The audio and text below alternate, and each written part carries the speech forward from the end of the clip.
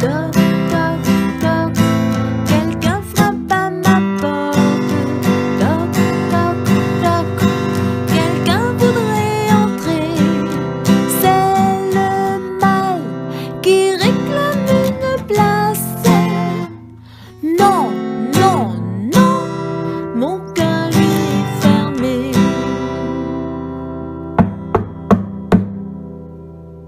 Toc, toc, toc, quelqu'un frappe à ma porte. Toc, toc, toc, quelqu'un voudrait entrer. C'est Jésus qui veut toute la place. Oui, oui, oui, Seigneur, tu peux entrer.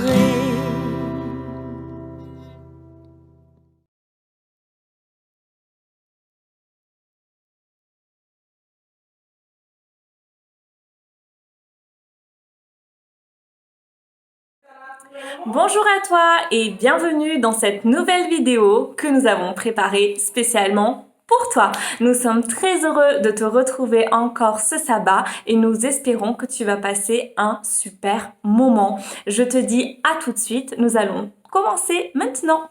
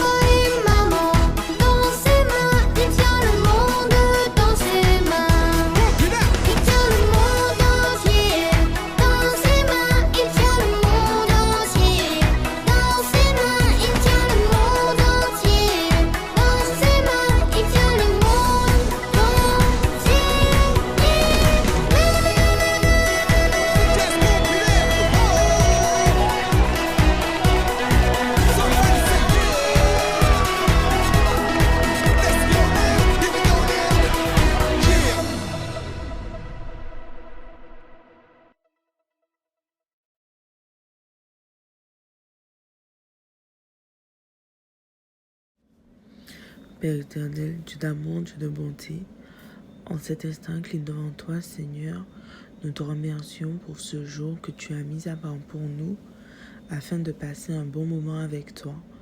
Nous te demandons de bénir ce programme, de faire que nous puissions être à l'écoute et comprendre ce que tu as à nous dire aujourd'hui. Ce sont là les grâces que nous te demandons. Au nom de Jésus, pour ta gloire éternelle. Amen.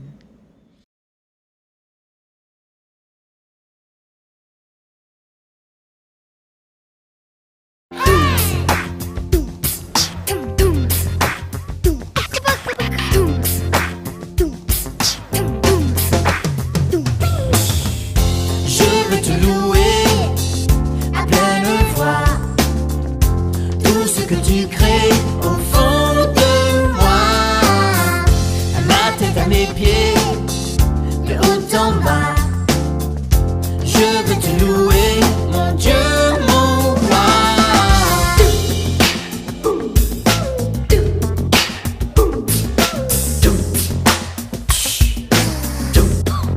Louez avec moi. Alléluia,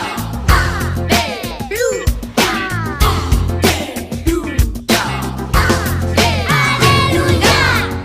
Je veux te louer à pleine voix,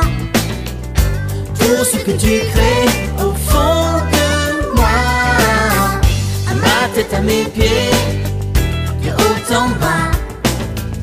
Je veux te louer, mon Dieu, mon roi. Je veux te louer à pleine voix pour ce que tu crées au fond de moi. De ma tête à mes pieds, de haut en bas. Je veux te louer, mon Dieu, mon roi. Je veux te louer à pleine voix pour ce que tu crées au fond de moi. De ma tête à mes pieds, de haut en bas. Je veux te louer, mon Dieu, mon roi.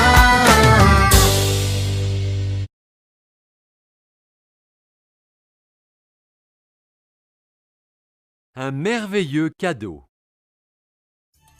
Des Juifs venus du monde entier se trouvaient à Jérusalem pour fêter la Pentecôte. Les disciples de Jésus étaient là eux aussi. Ils attendaient le cadeau que Jésus leur avait promis. Quelques jours plus tard, pendant la fête, Dieu envoya le Saint-Esprit. Tout commença avec un bruit.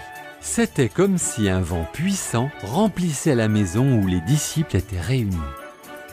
Ensuite, ce fut comme du feu qui descendit sur chacun d'eux, et le Saint-Esprit les remplit tous et leur donna le pouvoir de parler en différentes langues. Les Juifs qui venaient des autres pays furent surpris en les entendant. « Ces gens parlent notre langue. Ils racontent les choses merveilleuses que Dieu a faites. »« C'est le don de Dieu, » expliqua Pierre. « Il nous a été promis il y a longtemps et aujourd'hui, Jésus nous l'envoie. Oui, ce Jésus que vous avez crucifié, Dieu l'a ressuscité des morts. Que devons-nous faire ?»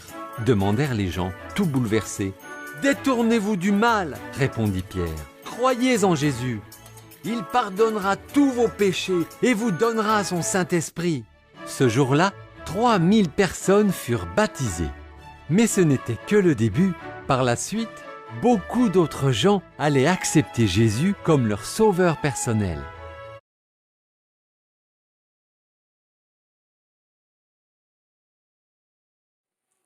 J'espère que tu as profité de ce week-end qui est passé la semaine dernière, qui a été un week-end très spécial pour nous puisqu'il s'agissait du week-end de Pâques. J'espère que tu as pris le temps avec ton papa, ta maman ou l'adulte auprès de toi de te remémorer, de te rappeler pourquoi cet événement était si important pour nous. Et si ce n'est pas le cas, ce n'est pas grave, il n'est pas trop tard, tu peux toujours aujourd'hui demander à la personne auprès de toi de t'expliquer ce qu'était que Pâques. De notre côté, nous allons nous intéresser aujourd'hui à ce qui s'est passé quelque temps après Pâques. Il s'agit du jour de la Pentecôte. Nous allons nous intéresser à ceci et à ce qui s'est passé ce jour-là. Peut-être que tu connais déjà l'histoire qui se trouve dans Actes 2, versets 1 à 4. Donc dans ta Bible, tu peux regarder dans Actes 2, versets 1 à 4. Il est marqué: le jour de la Pentecôte, ils étaient tous ensemble dans le même lieu. Tout à coup, il vient du ciel un bruit comme celui d'un vent impétueux et il remplit toute la maison où ils étaient assis.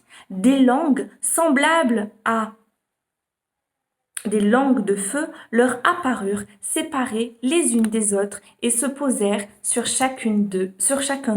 Et ils furent tous remplis du Saint-Esprit, et se mirent à parler en d'autres langues, selon que l'Esprit leur donnait de s'exprimer. Je t'invite à regarder une courte petite vidéo pour illustrer les versets que nous venons de lire. Il s'agit de te mettre à la place de ces apôtres et de voir ce qui s'est passé à ce moment-là. Cette chose vraiment magnifique et complètement fou, mais tellement beau qui s'est passé. Nous nous retrouvons juste après. Et voilà, j'espère que tu as déjà entendu parler du Saint-Esprit. Si ce n'est pas le cas, ce n'est pas grave. Nous allons voir ce que c'est. Qu'est le Saint-Esprit? Ou plutôt, qui est le Saint-Esprit? Tu as déjà peut-être entendu parler dans l'Église de la Trinité. Qu'est-ce que la Trinité? Comme le mot l'indique, tri, ça veut dire trois, comme le mot tricycle, comme par exemple le vélo à 3 roues, ou triangle, la figure géométrique qui a 3 côtés. Trinité veut dire également trois personnes. On parle ici des trois facettes de Dieu qui sont le Père, le Fils et le Saint-Esprit. Et nous allons nous intéresser au Saint-Esprit. On retrouve l'expression Saint-Esprit dans la Bible. Il est utilisé plusieurs fois pour parler en fait de la véritable présence de Dieu. Le terme en hébreu, parce que tu sais que la Bible a été en partie écrite en hébreu, signifie rouar. C'est un terme bizarre, n'est-ce pas? Alors voilà comment les gens traduisaient en fait le Saint-Esprit qui voulait aussi dire la présence de Dieu. Rouar. Tu peux t'entraîner à le dire avec moi. Rouar. Qu'est-ce que cela signifie? En fait, le terme rouar qu'on a traduit par le Saint-Esprit signifie beaucoup de choses.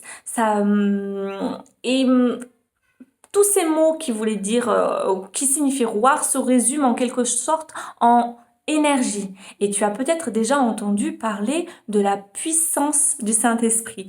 Énergie, puissance, c'est à peu près la même chose. Alors, on parle en fait d'une énergie, d'une force invisible qui fait bouger les choses. Tu peux comparer ça par exemple au vent. Le vent, tu ne sais pas où est le vent, tu ne l'as jamais vu. Par contre, tu sais qu'il est là, même s'il est invisible, parce qu'il fait bouger les branches. Il déplace les feuilles mortes à terre, ou il secoue un petit peu des fois la maison quand il y a beaucoup de vent. Mais le rouar aussi signifie aussi le souffle que tu prends. Par exemple, quand tu inspires fort, comme ceci, c'est ce souffle-là. Le vent et le souffle que tu prends, par exemple, sont invisibles. Tu ne le vois pas. Eh bien, le Saint-Esprit, c'est exactement la même chose. Tu ne le vois pas. Mais il possède, comme le vent, une force que tu peux ressentir. Et il permet également de donner et de maintenir le souffle de vie. C'est le cas, par exemple, quand il donne le souffle de vie, c'est le cas, par exemple, dans Genèse. Si tu regardes dans ta Bible, tu vas trouver ce phénomène au tout début de la Bible. Quand il est marqué dans Genèse au chapitre 1, au tout début, il y a marqué « Au commencement, Dieu créa les cieux et la terre. La terre était informe et vide. Il y avait des ténèbres à la surface de l'abîme et l'Esprit de Dieu se mouvait au-dessus des eaux. » Dans ces vers, je t'invite à mettre de l'eau et du vinaigre. Est-ce que tu vois la différence entre les deux? Absolument pas. D'un côté, je peux boire. Oui, c'est l'eau. Et de l'autre côté, ça sent pas très bon et il vaut mieux pas le boire, c'est du vinaigre. Je t'invite également à prendre 2 œufs. Tu vas tremper ces 2 œufs, hop,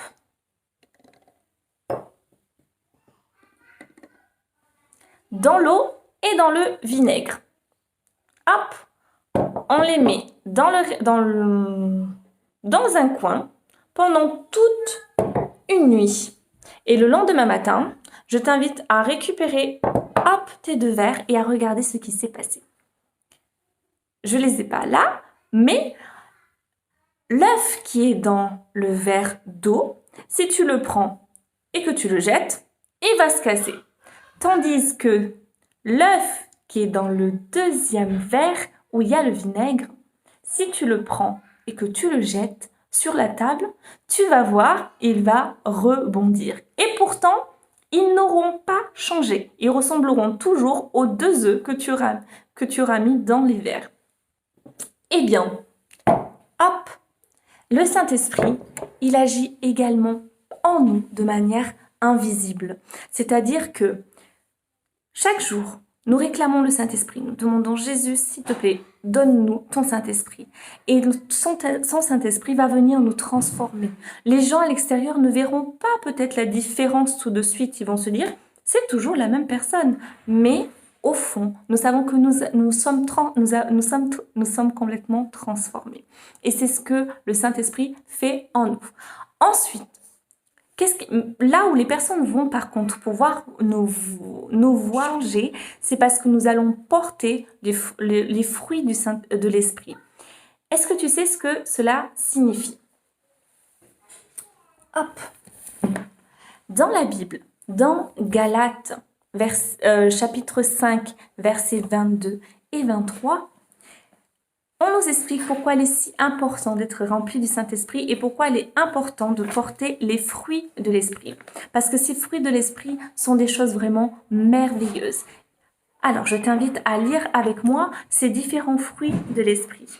Donc, dans Galates 5, versets 22 et 23, il est marqué, hop, mais le fruit de l'Esprit, c'est, et il y en a plusieurs, il y a l'amour, la joie, la paix, la patience, la bonté, le service, la confiance, la fidélité, la douceur et la tempérance. Donc je répète, l'amour, la joie, la paix, la patience, la bonté, le service, la fidélité, la douceur et la tempérance, c'est-à-dire la maîtrise de soi. Est-ce que c'est pas merveilleux de posséder tout ça? Et ceci, à quoi ceci va nous servir surtout?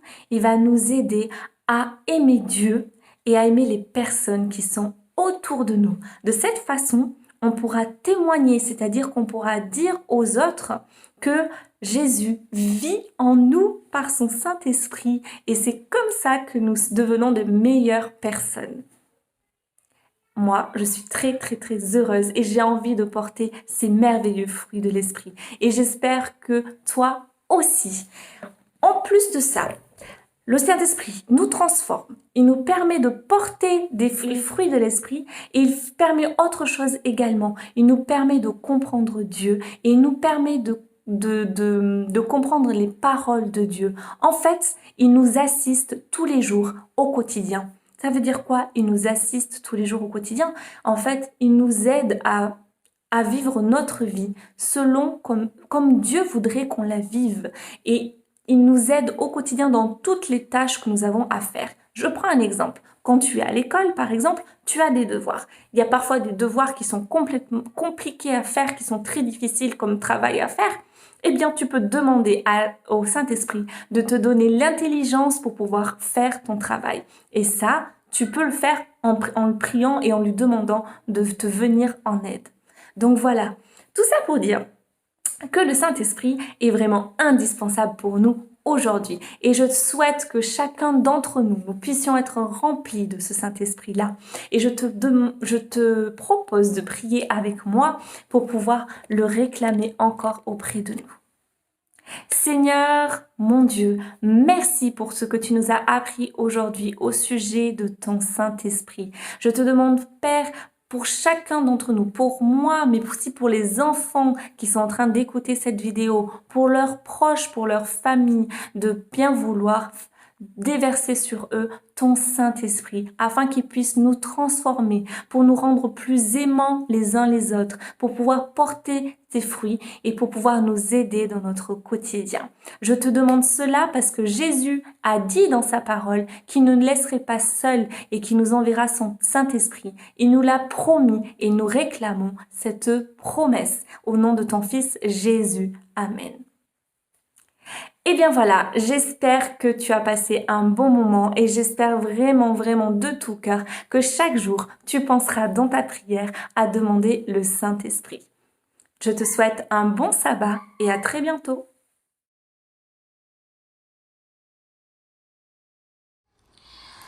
Tu trouveras ci-joint les différentes fiches d'activité.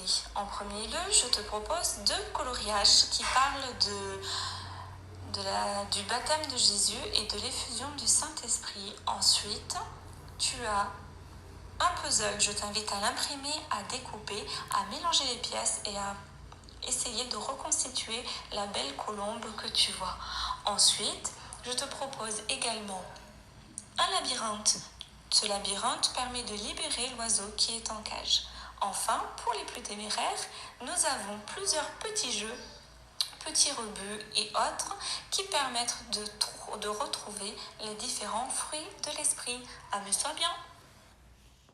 Vous trouverez toutes les activités et jeux sur le site adventkids.fr.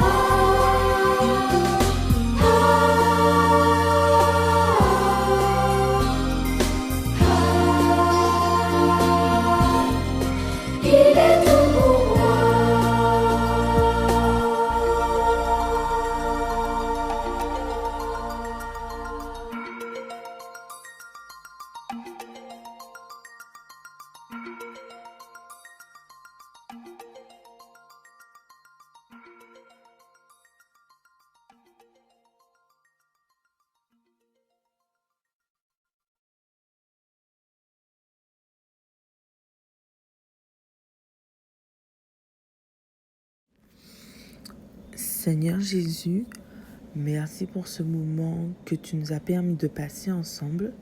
Permets que nous puissions mettre en pratique, Seigneur, tout ce que tu nous as appris aujourd'hui.